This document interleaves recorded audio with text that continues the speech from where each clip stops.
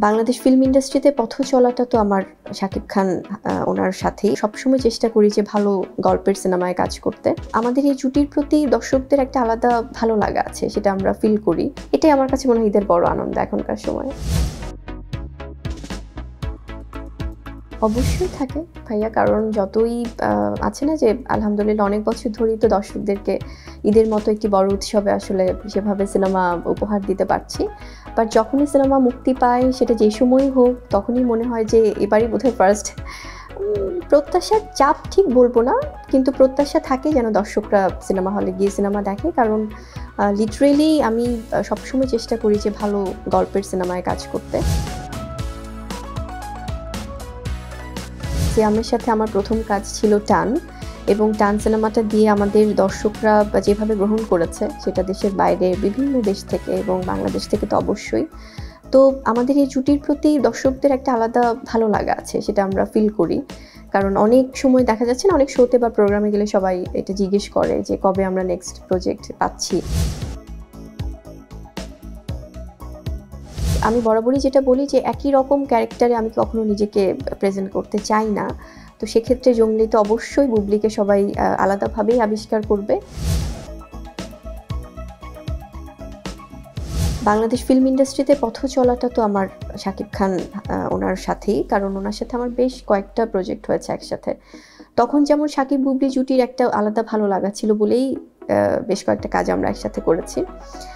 আর ওনার বাইরে যখন আমি আবার অন্য হিরোদের সাথে কাজ করছি, সেখানে আবার আলাদা আলাদাভাবে আমাকে সবাই দেখতে পাচ্ছে। তো আমার মনে হয় যে এখানে আসলে আমি কোনো কিছু প্রমাণ করতে চাই না যে আমি কার সাথে কখন কাজ করি, কিংবা আমি ব্যক্তি বুবলিকে নিয়ে বা শিল্পী বুবলিকেই আসলে সবসময় চ্যালেঞ্জের মধ্য দিয়ে নিতে চাই। যে বুবলিকে এভাবে এই সিনেমাতে দেখলাম, সেটা ম্যাটার করে না যে কখন কিভাবে আমরা কাদের সাথে, কারণ আমাদের সাথে অবশ্যই অনেক রকম গল্প বা অনেক হিরোরাই কাজ করছে। আমি লাস্ট যদি বিগত আমার কাজগুলো আপনারা একটু খেয়াল করেন, অনেকেই আমার সাথে, মানে আমরা একসাথে কাজ করেছি অনেকের সাথেই।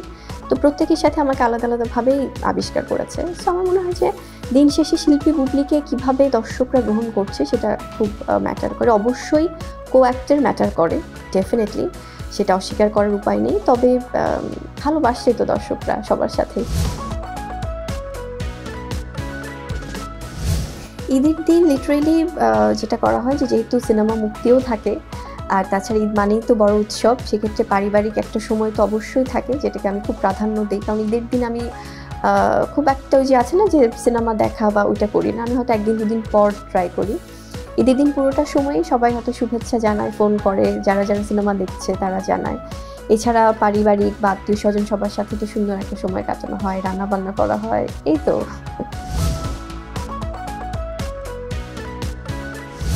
ছোটবেলার ঈদ অনেক মজার ছিল, অনেক আহ্লাদি ছিল। জামা কাপড় হোক, খাওয়া দাওয়া হোক, সব কিছু মিলিয়ে খুব ফ্রেশ একটা ঈদ ছিল। আর বড়বেলার ঈদ আসলে আমার মনে হয় যে আনন্দটা হয়তো আছে, বাট এখন ওই নিজের কেনাকাটা, নিজেকে সুন্দরভাবে ঈদ আনন্দে মাতিয়ে রাখার থেকে মনে হয় যে পরিবারের সবাইকে ঈদের আনন্দটা দেই, বা দায়িত্বের জায়গাটা অনেক বেড়েছে। বাট এখন সবাইকে ওই সালামি দেওয়া বা সবাইকে টেক কেয়ার করা, একটু রান্না করে খাওয়ানো, পরিবারের একটা সুন্দর সময় কাটানো, এগুলোতেই আনন্দ পাই। আর সেটা যদি একজন অপরিচিত মানুষও হয়, আছে না যে ঈদের সময় হয়তো অনেকে আসছে বা হয়তো বিল্ডিংয়ে বা নিচে বা যেখানেই হোক, তখন তাদেরকে খাওয়ানো বা তাদেরকে একটু সাহায্য করলে ওই যে একটা সুন্দর হাসি দেখি, এটাই আমার কাছে মনে হয় ঈদের বড় আনন্দ এখনকার সময়।